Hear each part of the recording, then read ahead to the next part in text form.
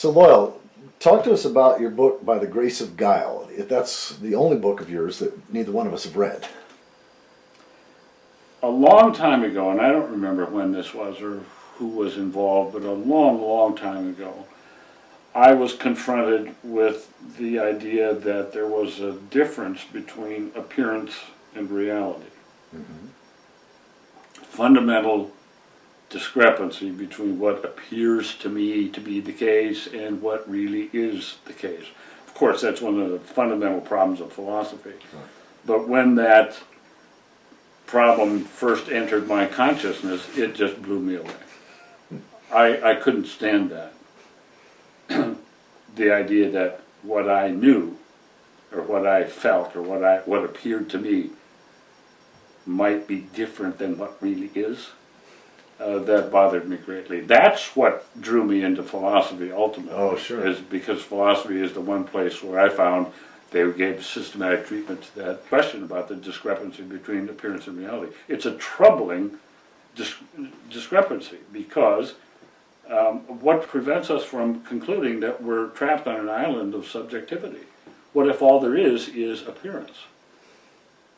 What if there isn't any reality? We have no way to get from appearance to reality. So all we have is appearance. This bothered the heck out of Kant.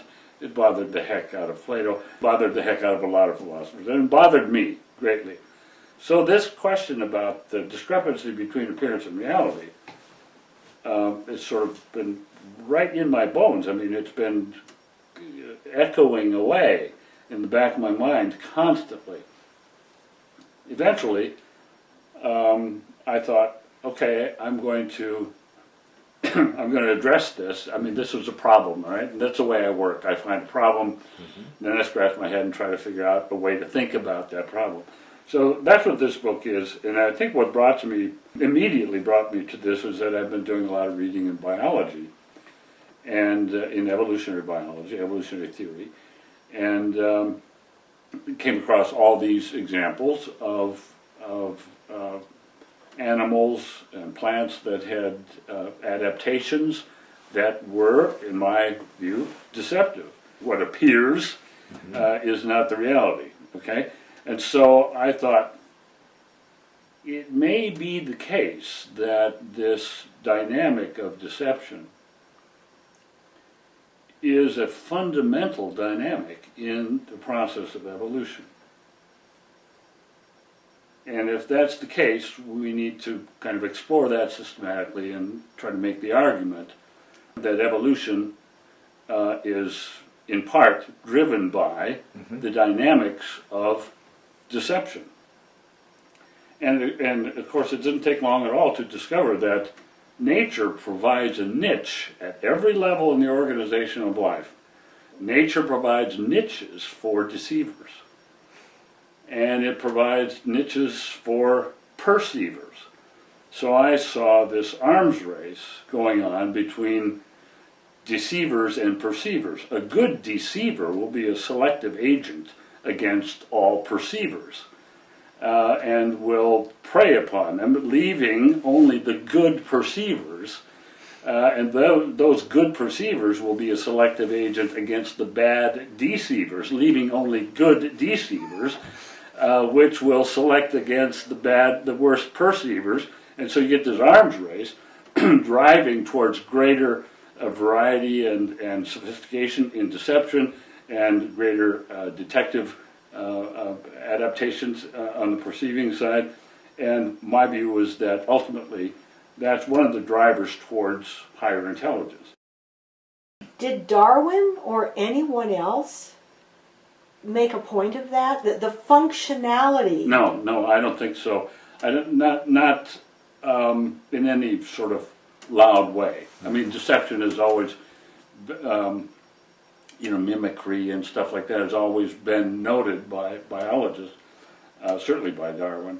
But no one really set out a systematic argument showing that deception is a fundamental part of the formula of evolution.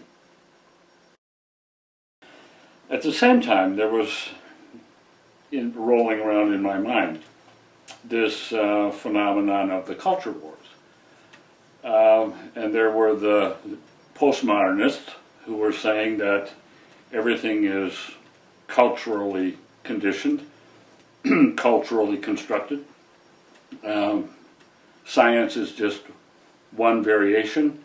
Every culture has its own science, and it was a sort of radical relativism coming along with postmodernism, and that bothered me some because I was convinced that Western science was better than, I don't know, Antarctic science or subterranean science or whatever other versions of science there might be.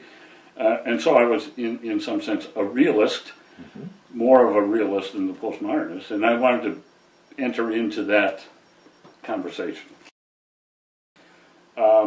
which I thought was leading us to nihilism. Well, and of course I had been reading a lot of Nietzsche, and that was Nietzsche's whole notion, is that the rise of modern science, the sort of decline of religion, encourages nihilism. And radical relativism, everybody's got their own version of reality, that too will lead to radical relativism and ultimately nihilism, if there is no final truth, but just many, many, many, many, many variations of it. What about your concern for the ecological health of the planet? Did it worry you that it was going to hurt the planet? Yeah, that was part of it too. And there's something in there about reissuing a new myth, and it would have to be a biocentric myth. I was really concerned about the planet. Because if everything is relative, then the naysayers have all the authority of the yay-sayers, and so how do you resolve these differences? If there is no court of appeals in reality to resolve differences, then you're going to resolve differences by volume and force. You just start shouting and hitting, and you win your arguments that way, rather than going to some sort of evidence. All of this kind of rolls out of the problem of the discrepancy between appearance and reality. That's why I thought I had to sort of deliver or dig down and come up with a theory of deception, what it is and how it works, and how it contributes to evolution, and how intelligence is in fact sort of a product or in part of deception.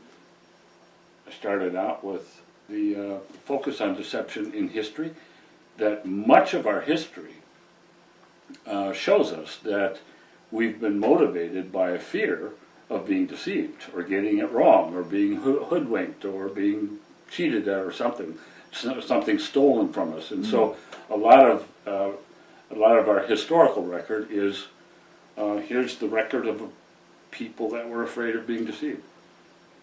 Interesting. Lots of safeguards against deception and that sort of thing. Deception broadly understood in terms of a thief or another tribe sneaking up in the middle of the night. That's part of deception too. Right, yeah.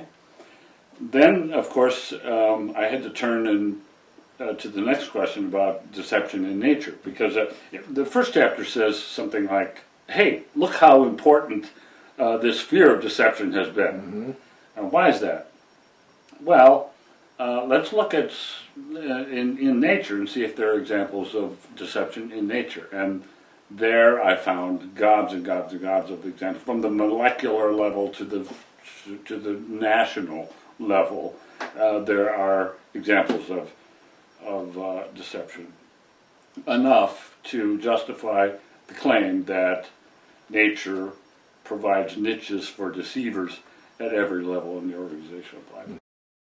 So then I wanted to take the discussion into human nature, into the psychological and political, or the personal and the social domains, to see if deception works, has a role to play in human life.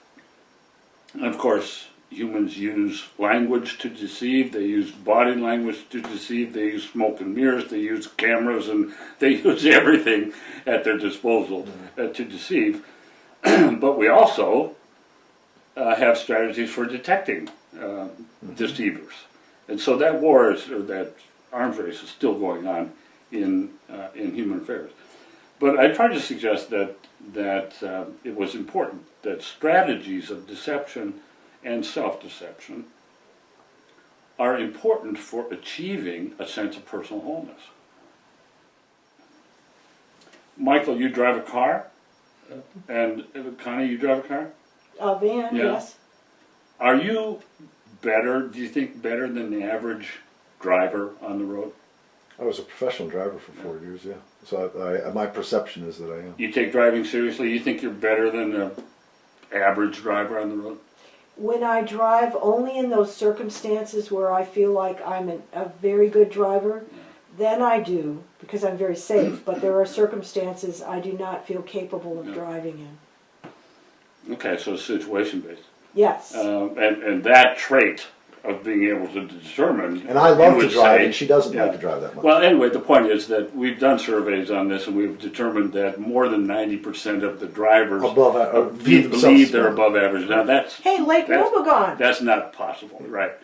And they're all above average. All above average, right? Okay, so that. But why then do we think more positively about ourselves in certain areas? Because it settles us. It makes us feel good. It makes us feel less anxious. It contributes to a global sense of personal wholeness. Okay. That's just one Yeah, small example. yeah. Lots and lots Sure. of examples of also, how we exaggerate things and how we cover up things and Right. whatnot. Well, part of it's wanting to look good in Yeah. the eyes of others Sure. as well. Right. And then others respond in a certain way, a positive way. If you say, well, I just talked to Obama this morning, and your eyes widen and people warm to you and gather around, makes you feel good. So telling a little white lie can make you feel, give you that Benny, emotional Benny. Yeah, right. So anyway, there are lots and lots and lots of ways in which deception, major and minor, can contribute to personal wholeness, and lots of ways in which we can get into big trouble using it. And so then the next question is, does deception play into the achievement of social coherence? And yes, the story of Abraham Lincoln and the story of George Washington, the great, honest person. We tell these stories about the nation and so on, and we make them up. Are they true? Well, they're kind of exaggerated and, all about image, okay? That's discrepancy between appearance and reality, but we present this in order to deceive, and we can bring ourselves closer together and be more cooperative and so on, given a little bit of deception. A lot of people have said, Woody Allen among them, the one thing that human beings can't stand too much of is reality.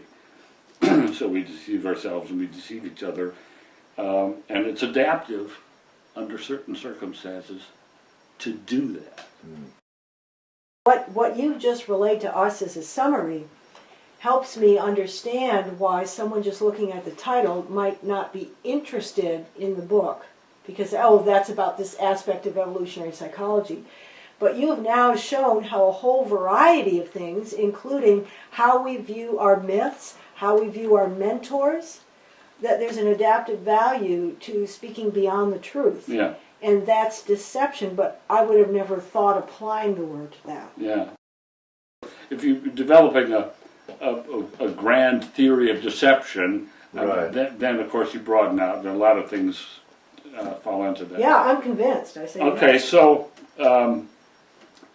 so then we have the postmodernists coming along saying, in fact, if you don't mind, I think I think I can find a blurb right here at the beginning. I looked at this last night, which sort of sets it out. When Charles Darwin's revolutionary thesis began to work its way through the halls and streets of London, a lady of the period is reputed to have remarked, "It cannot be true." but if it is, let us hope it does not become generally known. I must confess that some of the spirit of this woman's remark has been at work in motivating this book. A dangerous thesis has been growing in our midst for the past 2 centuries or so. One, I feel, has become too generally known. This book will not contest the truth of the thesis, for it is one to which I myself subscribe. Yet, it is a thesis which I hope this book may ultimately help to obscure from general view. The thesis has been articulated in many ways by various advocates, but basically it comes to this. The universe is blind and aimless. It has no value in and of itself. It is unenchanted by forces, qualities, characteristics that might objectively endorse any particular human orientation toward it. The universe is dead and void of meaning. Its significance is not demonstrably one thing or another. The universe just is. This thesis, sometimes called nihilism, is not something that one can argue away by showing that it results from fallacious thinking, nor can it be dismissed by a display of indisputable facts. It is logically and empirically secure. But I have no interest in refuting the nihilistic thesis. I shall not bother about its origins or whether it is true. On the contrary, I will assume its truth. What I shall bother about is what can be done to defeat its appeal, to submerge it out of sight, to make it appear beside the point. The question is whether we can find the resources sufficient to re-enchant the universe, despite the truth of nihilism. Okay, so I had a few things going on here. There's a difference between appearance and reality. This has bugged me for years and years. I've got to somehow find a complete way to think about that. Then there is the culture wars, creeping nihilism, all is nothing, which I think is true, but dangerous. So that's a kind of reality that I think we cannot endure. And so we have to overcome nihilism. That whole business got me into a lot of trouble, because there is at some point in here where I'm talking about nihilism and I basically say, okay, it's true, nihilism is true, there is no meaning, there is no stuff. But, so there is no story that is told by nature, it's told by us. And so that's where the noble lie comes in. There is no final truth. There is no truth that's been authorized by reality, no truth that's been authorized by nature, no truth that has been told by God. It's our truth. It's appearance, not reality. And so this is the last page. Okay, I read from the first page. This is the last page. The adaptive challenge of our age is to embrace, once again, the myth of anima mundi, and to give it the aesthetic expression it requires in order to lead us into a new federation of meaning. The myth has been absent too long, and we have learned the hard way that the earth dies in the noxious gases of supernaturalist theologies, foundational philosophies, and positivist science.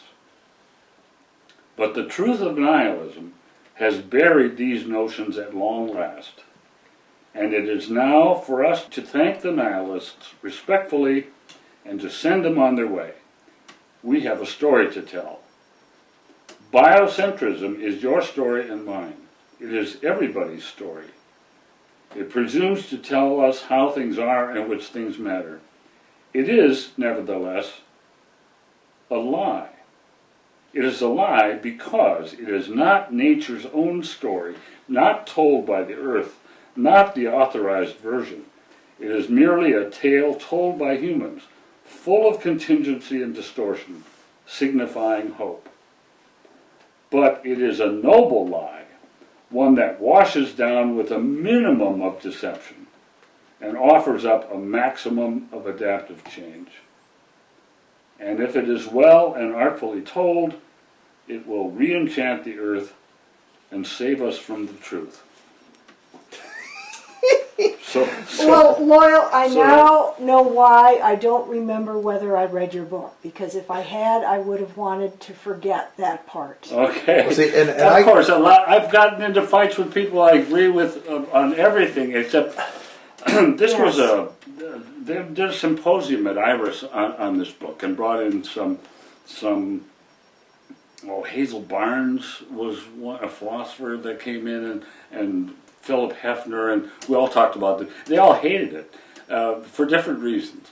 But basically, I'm still stuck on this distinction between appearance and reality.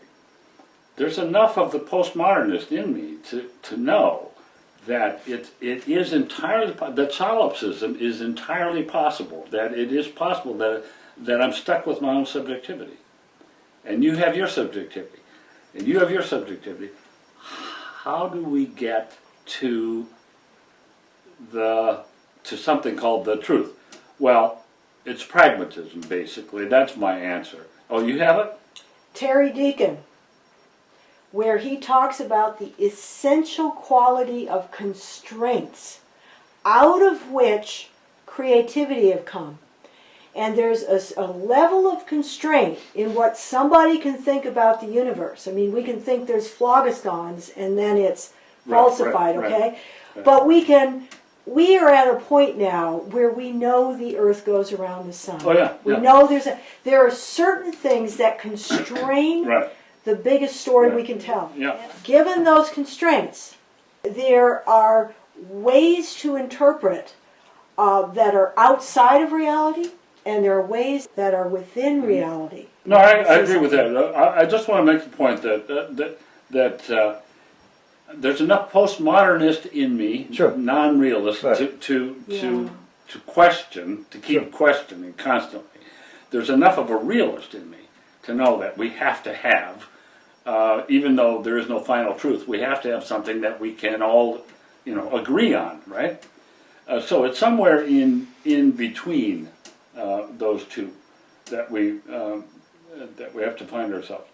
I guess I finally call myself a pragmatist, or I think even a more descriptive way of talking about this is to say a progress realist. Now, a realist is one who believes that things are the way they appear, right? A naive realist naive realism is one that believes that things are the way they are, that there is no distinction between appearance and reality. I was a naive realist until somebody brought that distinction to my mind, and then bang, done forever. Now I got to deal with this problem. But then there are critical realists and all kinds of realists. Yeah, I call myself a sacred realist. Well, I call myself a progress realist. That is, I don't know, that this is probably not the final truth. This is probably not, this formulation of it is probably not the way things really, really are in and of themselves. But it's better than this one, the one we had yesterday. Yeah. So, and in fact, this view is better, and this view is better. And so we're getting closer and closer. And what we're doing is just what evolution does. We're ruling out the bad guesses. We're selecting against the ones that don't work. And so it's getting refined by inquiry and conversation and debate and so on. We're getting better and better. Not that we'll ever have the final truth. And so when I use the word noble lie, I'm talking about big history, I'm talking about the epic of evolution, I'm talking about our story, which is getting closer and closer and closer. But it's our story. And because it's not the story told by nature itself, Well, and it's a construction. Yeah, this is where I would. You want me to sit there? I want you to sit there, right. So it's almost exactly at this point that I have, in several of your books, come to a place where I diverge. And it's around it's around my two favorite courses in all of my education, undergraduate and graduate, were philosophy of language and philosophy of science. And how the language that we use structures our world is of paramount importance. I'm just fascinated by that. And I'm going to say the same thing. In other words, I think we share the same worldview, but I'm going to use different language that I find just more useful as a pragmatist. I find it works with audiences. They keep leaning toward me. They want to know more. They want to go deeper, rather than sort of the wall, or they read it and then put the book on the shelf. I'm not interested. Yeah. We live in an infinitely meaningful universe. There is no one meaning. There is no meaning given to us by nature, but it's infinitely meaningful in the sense that when you look historically at all the different cultures, various tribes, various cultures have interpreted their world in ways that help them live in right relationship to reality, or they perished. Mm-hmm. And so it's not a matter of one right true meaning, and it's not a matter of a sort of naive realism that there is no distinction between appearance and reality. But that way of talking about it, I find it keeps people sort of open.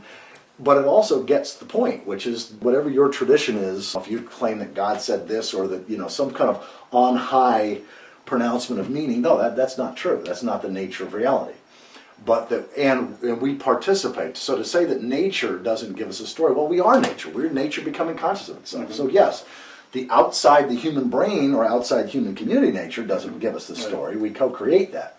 But that co-creativity is a way of thinking about it that allows me to make, I think, some of the same points that you make, but it doesn't trigger that sort of knee-jerk, wait a second, are you kind of thing. It's sort of by-steps, side steps. Well, I wanted to give a little bit to the nihilists because I think.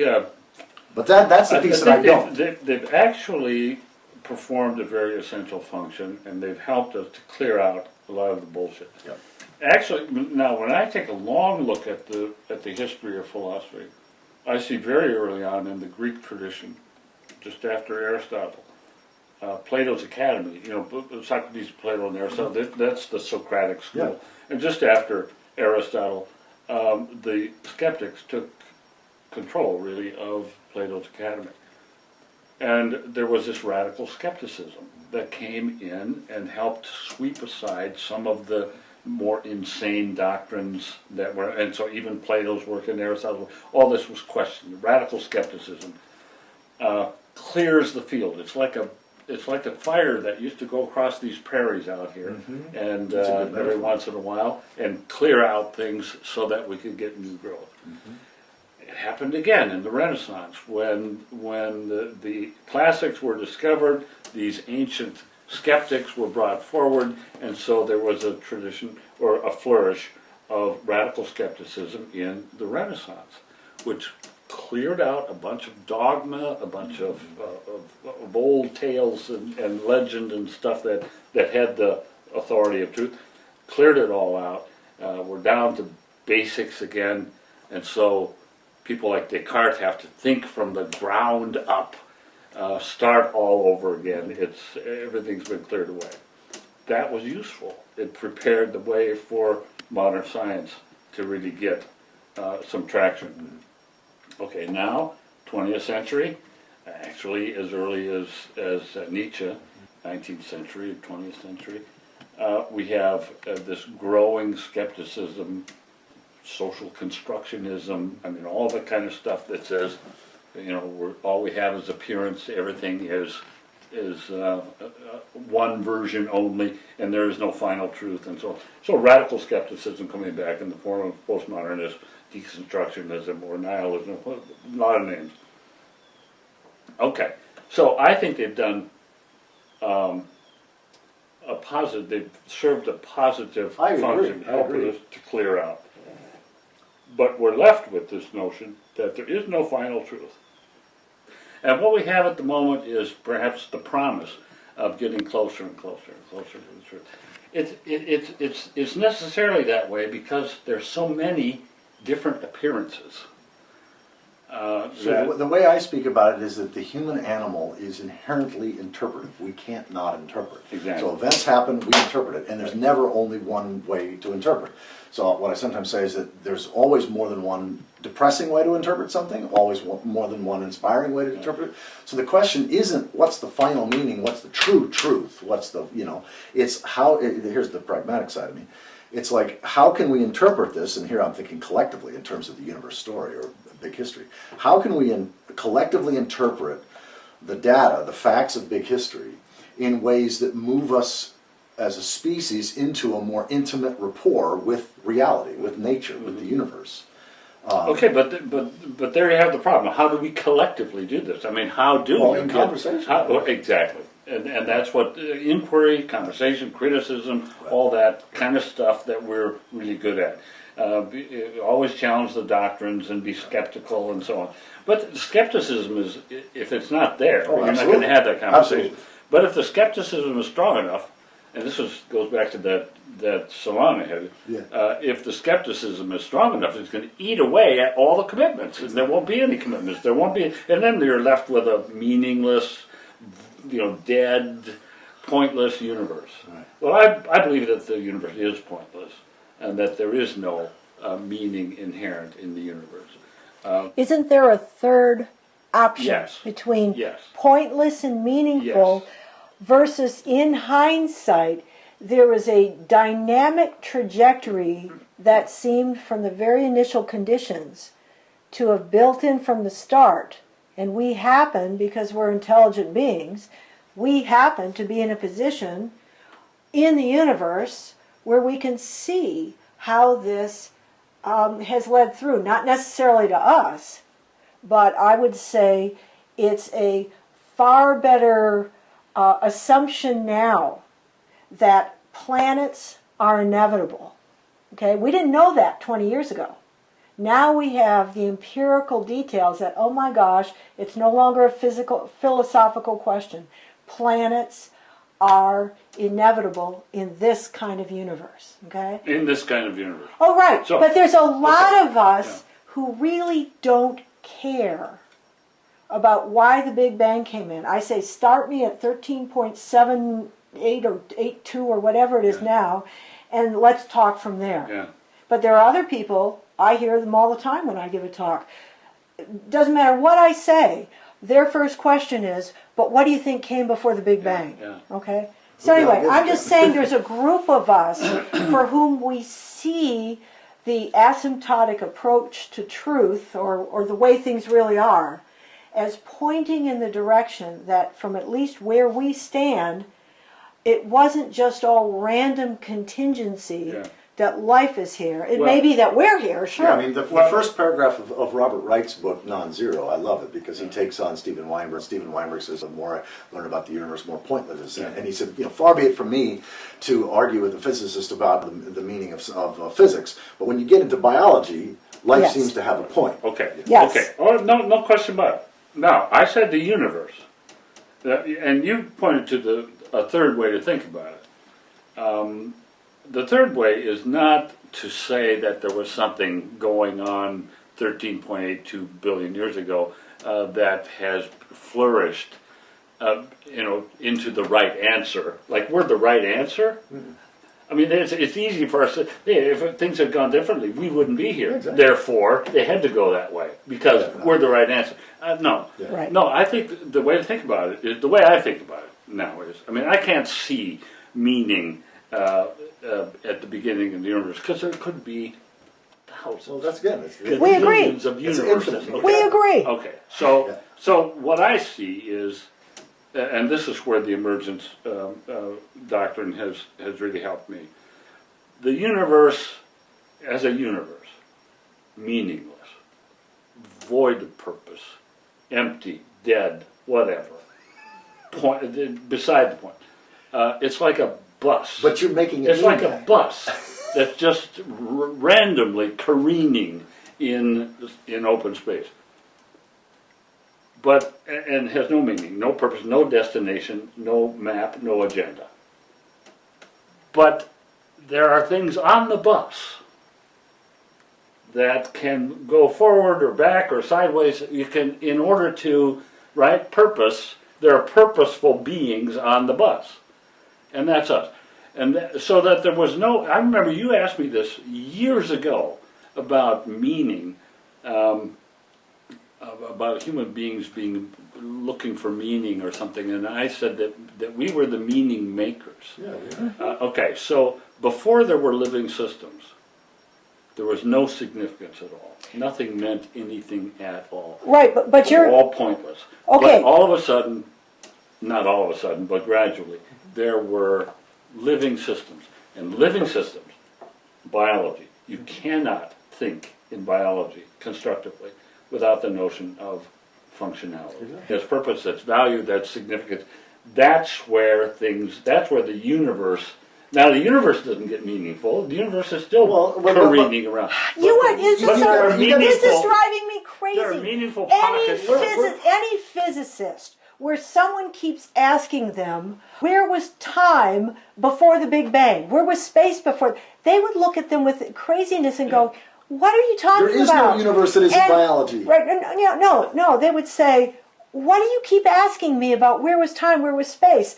It's completely, you can't even say it didn't even exist. It's like a question you don't even ask when you're standing in the field of physics. You would never even consider, where was time and space before the Big Bang? It's like irrelevant. And Michael and I feel the same way about meaning. Anyone who spends their time thinking about where was meaning, at least in this sector of the galaxy, before 3.8 billion years ago when the first life evolved, it's like, I don't even care about that debate. Okay, so we don't disagree. We don't disagree. No, I don't think we do. But to say something's meaningless is making it mean nothing. No, but wait a minute. The whole question here has to do with teleology.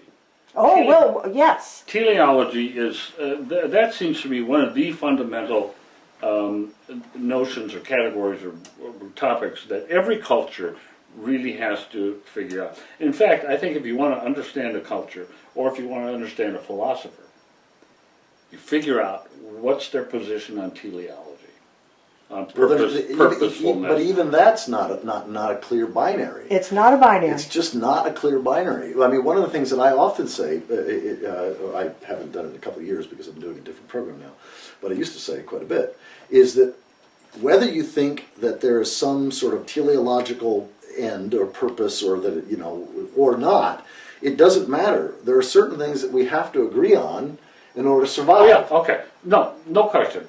But I think that the question of teleology, what do we think about purpose? Well, how do we formulate that? What's our thought about that? That has to find its way into every cultural tradition, because every cultural tradition has goals. It has ends. It has to achieve certain things. That's just very adaptive. We think teleologically. Right. We are living beings, and so that I think is.